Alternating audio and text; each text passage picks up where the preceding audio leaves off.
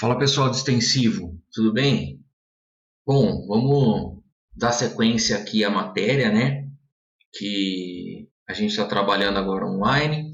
Eu espero que vocês estejam desenvolvendo um cronograma semanal para que vocês tenham disciplina para poder estudar, porque eu sei que estudar em casa é um pouco mais complicado. A escola você tem o horário e tudo mais. Então é legal que vocês se organizem, que vocês utilizem bastante o Anglo Box, porque eu dei uma olhada nessa parte do Angle Box e para minha frente, para a frente B, eles disponibilizaram até o módulo 14, que já é do livro 2, né? Então estou gravando agora esse vídeo 27/3. Até hoje disponibilizaram até o módulo 14. Como que eu vou proceder então com as minhas aulas? Eu conversei com a coordenação e eles falaram para mim fazer aquilo que o professor que gravou a aula do Anglo Box não fez. Por exemplo, ele fez a aula teórica, a aula está ótima, tudo normal, e ele fez exercícios de aula. Algumas aulas ele fez todos os exercícios de aula. Em outros tópicos, outras aulas, ele não fez todos. Então, os exercícios que eu vou fazer aqui, eles não estão gravados no Anglo Box. O bom para você é que você fica com a visão de dois professores sobre a matéria, né? Então, tem a aula do rapaz, do Júnior, e tem a minha aqui também, com a resolução de exercícios, beleza? Então, vamos lá. Deixa eu diminuir aqui a minha imagem para vocês. E vamos iniciar aqui. Eu preparei para vocês resolução dos exercícios de aula e extras. Então, como eu disse, são os que ele não resolveu, dos módulos 9 e 10, que são os dois primeiros módulos da minha frente do livro 2, setor B, correto? Então vamos fazer. O exercício 3 da Unicamp, o 3 de aula, ele fala assim: o uso mais popular do cloreto de sódio é na cozinha, onde é utilizado para acrescentar sabor a uma infinidade de alimentos e também como conservante e material de limpeza. É na indústria química, no entanto, que ele é mais consumido. São inúmeros os processos que fazem uso de produtos do processamento desse sal. Obtém-se um sal de cozinha do tipo light, substituindo-se uma parte do sal comum por cloreto de potássio. Então, o que era cloreto de sódio, ele substitui uma parte apenas por cloreto de potássio. Esse produto é indicado para pessoas com problemas de pressão arterial alta, ou seja, hipertensos. Sabendo-se que a massa molar do sódio é menor que a do potássio, pode-se afirmar que, para uma mesma massa dos dois tipos de sal, no tipo light A. Então, uma mesma massa, sabendo que o sódio tem massa molar menor que a do potássio. No sal light A, letra A, menos íons cloreto e mais íons sódio do que no sal comum.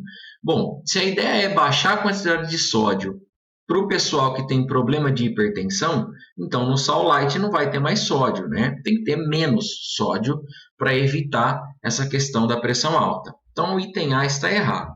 Para os outros itens, eu fiz aqui uma resolução para você. Então a ideia é substituir NaCl por KCl e reduzir esse teor de sódio, então. A gente vai considerar, ele não deu os valores de massa molar, eu coloquei aqui só para você saber esses valores, mas não precisava deles, porque ele já falou para você que a do sódio é menor que o potássio, isso já era o suficiente. O potássio vale 39, o sódio vale 23, confirmando o que o enunciado diz. A gente tem a relação também do número de mol, é a massa sobre a massa molar, correto? Então, quanto maior a massa molar, menor a quantidade em mol que eu vou ter daquele composto. Então, quem tem a maior massa molar? Potássio, que vale 39, e é a mesma coisa que ele diz aqui no texto. Quem tem a maior massa é o potássio. Então, ele vai ter a menor quantidade de matéria, ou seja, ele vai ter a menor quantidade em mol. Olhando para a equação química da dissolução do KCl, a gente vai ter íons K+, e Cl menos aquoso, quando esse KCl sólido for colocado em água, e a estequiometria entre o potássio e o cloro é 1:1. Então, se diminuir a quantidade de potássio, de íons potássio, vai diminuir também a quantidade de íons cloro pela estequiometria. É o que está escrito aqui, menor quantidade de potássio implica menor quantidade de cloreto. Se você dá uma olhada na alternativa D, é onde ele fala que no tipo do sal light, que é o que tem o KCl, vai ter menos íons cloreto e menos íons sódio do que no sal comum. Menos íon sódio, porque o potássio entra no lugar do sódio, e menos íons cloreto, por causa dessa explicação relacionando a fórmula do mol com a estequiometria. Beleza? Era isso que a Unicamp queria de você. O número 7 de aula ele também não fez. Ele fala: as lâmpadas fluorescentes estão na lista de resíduos nocivos à saúde e ao meio ambiente, já que essas lâmpadas contêm substâncias como o mercúrio de massa molar 200 gramas por mol, que são tóxicas. Ao romper-se, uma lâmpada fluorescente emite vapores de mercúrio da ordem de 20 miligramas. Então, uma lâmpada vai emitir 20 miligramas de mercúrio, que são absorvidos pelos seres vivos e, quando lançadas em aterros, contaminam o solo, podendo atingir os cursos d'água. A legislação brasileira estabelece como limite de tolerância para o ser humano 0,04 miligramas de mercúrio por metro cúbico de ar. Então, esse é o nosso limite aceitável. Num determinado ambiente, ao romper-se uma dessas lâmpadas fluorescentes, o mercúrio se difundiu de forma homogênea no ar, resultando em 3 vezes 10 elevado a 17 átomos de mercúrio por metro cúbico de ar, certo? Dada a constante de Avogadro 6 vezes 10 a 23, podemos concluir que, para esse ambiente, o volume de ar e o número de vezes que a concentração de mercúrio excede ao limite de tolerância são respectivamente. E está aqui as alternativas. Então, qual o volume de ar necessário para difundir esses 20 miligramas de uma lâmpada? Essa é uma pergunta. E a outra, quantas vezes essa quantidade que ele deu aqui esses átomos excedeu o limite de 0,04 miligramas por metro cúbico? Então, vamos ver aqui, ó. Primeiro, a gente tem que calcular a massa de mercúrio em 1 metro cúbico de ar. Ele deu que a massa molar é 200 gramas por mol, certo? Como eu tenho um valor de 3 vezes 10 a 27 átomos, eu vou substituir esse 1 mol por 6 vezes 10 a 23 para trabalhar aqui com a potência de 10 também. Então, os mesmos 200 gramas de mercúrio tem 1 mol, que é 6 vezes 10 a 23 átomos de mercúrio. No enunciado, ele diz que foi liberado 3 vezes 10 a 17 átomos de mercúrio. Fazendo as contas, regra de 3, tudo certinho, a gente vai chegar a 10 a menos 4 gramas de mercúrio por metro cúbico. Então, a massa de mercúrio em 1 metro cúbico de ar. Só que as alternativas estão em miligramas. Então, a gente vai converter grama em miligrama. E de grama para miligrama, a gente multiplica por 10 a terceira. Então, a gente tem 10 a menos 4 gramas que a gente encontrou nesse primeiro cálculo. E tem o 10 a terceira para conversão. Então, aqui a gente vai ficar com 10 a menos 1 miligrama de mercúrio por metro cúbico. Ou 0,1 miligrama por metro cúbico. Uma das perguntas é o número de vezes que excede o limite. 0,1 é o que a gente encontrou. 0,04 é o limite. Então, isso dá 2 vezes e meia excedendo esse limite aceitável, né, por metro cúbico de ar, certo? A outra pergunta era qual o volume de ar que é necessário para aqueles 20 miligramas de mercúrio se difundir.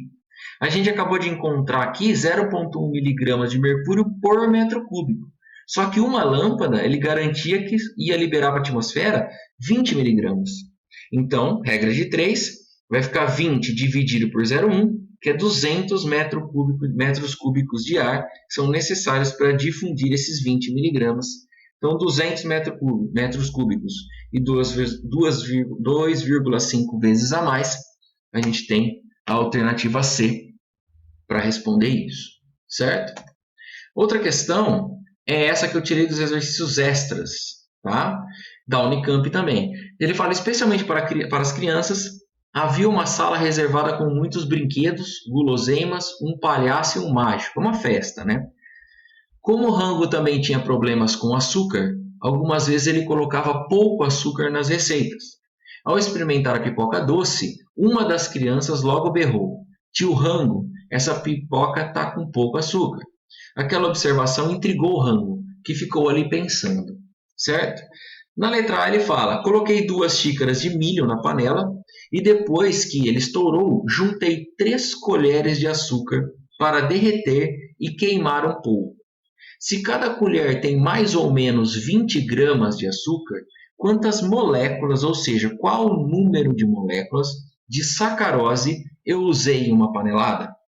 Bom, se ele usou 3 colheres e cada uma tem 20 gramas, ele usou uma massa de 60 gramas do açúcar, dessa sacarose. A sacarose ele deu a fórmula para você e dá para calcular a massa molar.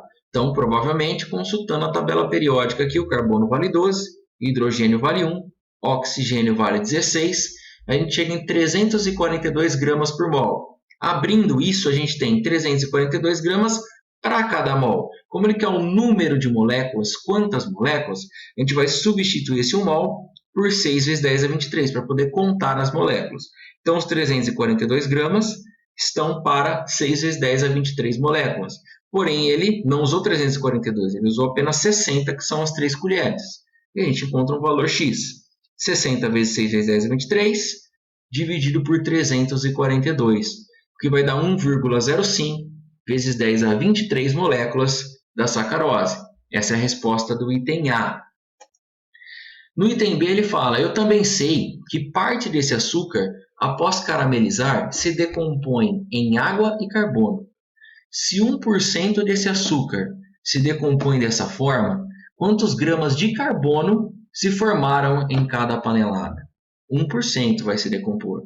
Ele utilizou 60 gramas, são as 3 colheres, que é 100% da sacarose que ele colocou na panela. 1% é o que vai sofrer a decomposição. 1% de 60 vai ser 0,6 gramas de sacarose. A gente vai escrever a equação química, que é a decomposição nos compostos que ele disse, né? Água e carbono, então C12H22O11, sobre aquecimento, esse é o símbolo do aquecimento, esse triângulo, que gera carbono mais água. Fazendo o balanceamento, 12 carbonos, 22 hidrogênios, 11 vezes 2 dá 22, e 11 oxigênios, 11 vezes 1 dá 11 oxigênios do lado de cá também. A estequiometria que a gente está preocupado é entre a sacarose e o carbono, que é o que ele perguntou, quantos gramas de carbono. Então, a gente vai ter 1 mol para 12 mol, certo? Então, 1 mol da sacarose são 342 gramas. E eu tenho 12 mol vezes 12 gramas, que é a massa de cada átomo de carbono, certo? 0,6 é aquele 1%, porque a pergunta está em cima de 1%. Então, 0,6 vezes 12 novamente, dividido por 342, que vai dar 0,25 gramas de carbono que vão ser formados dessa decomposição. Beleza? Então, esse é o item A e B da Unicamp. No exercício 4 dos extras, também da Unicamp, ele fala assim, as fronteiras entre real e imaginário vão se tornando cada vez mais sutis à medida que melhoramos nosso conhecimento e desenvolvemos nossa capacidade de abstração. Átomos e moléculas, sem enxergá-los, podemos imaginá-los. Qual será o tamanho dos átomos das moléculas? Quantos átomos ou moléculas há numa certa quantidade de matéria? Parece que essas perguntas só podem ser respondidas com o uso de aparelhos sofisticados. Porém, um experimento simples pode nos dar respostas adequadas a essas questões. Numa bandeja com água, espalha-se sobre a superfície um pó muito fino que fica boiando. A seguir, no centro da bandeja, adiciona-se 1,6 vezes 10 a menos 5 centímetros cúbicos de um ácido orgânico de densidade 0,9 gramas por centímetro cúbico, insolúvel em água, ou seja, provavelmente um ácido apolar, porque não vai se solubilizar em água. Com a adição do ácido, forma-se imediatamente um círculo de 200 centímetros quadrados de área, que é esse que ele especificou aqui no desenho, certo? Constituído por uma única camada de moléculas de ácido. Então, ele está falando que as moléculas do ácido estão uma lado a lado com a outra, e não uma em cima da outra, certo?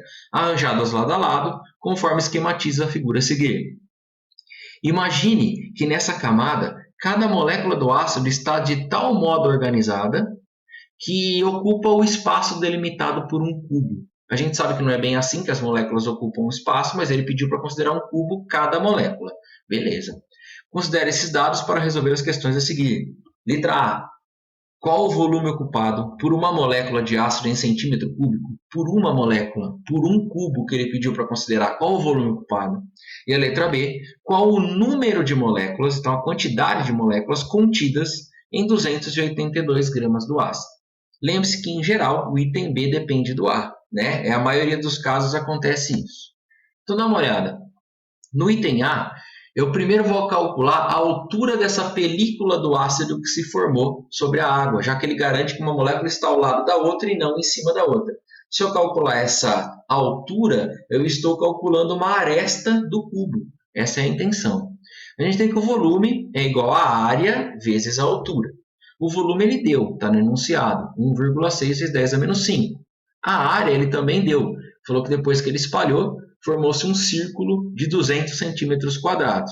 Fica faltando saber a altura dessa fina camada que se espalhou. 200 passa dividindo aqui, eu coloquei como 2 vezes 10 ao quadrado, esse 200.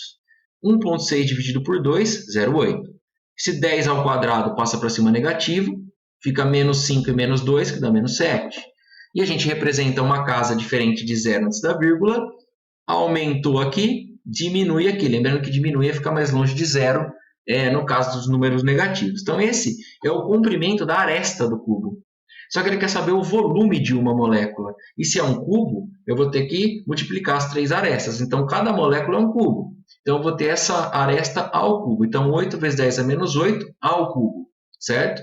8 ao cubo dá 512. E aqui 3 vezes 8 dá menos 24, já que é menos 8, né? Menos 24 centímetros cúbicos. Apresentando com a vírgula no local correto, isso dá 5,12 vezes 10 a menos 22 centímetros cúbicos, volume de uma molécula. Item A, respondido. No item B, ele queria saber, dá uma olhada, qual o número de moléculas contidas em 282 gramas do ácido. E tem um dado denunciado que a gente não utilizou, que é esse da densidade.